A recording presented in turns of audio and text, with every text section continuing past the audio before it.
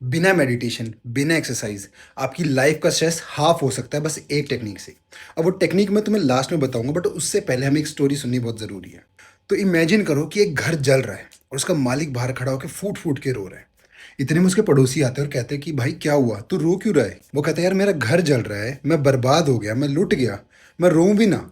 तो उसके पड़ोसी कहते हैं अरे भाई तू टेंशन मत ले, कल ही तेरे लड़के ने ये घर बेच दिया था। तो वो आदमी चुप हो जाता है और वो घर अभी भी जल रहा है, इनफैक्ट पहले से बहुत ज़्यादा ही जल रहा है। लेकिन वो आदमी शांत हो गया।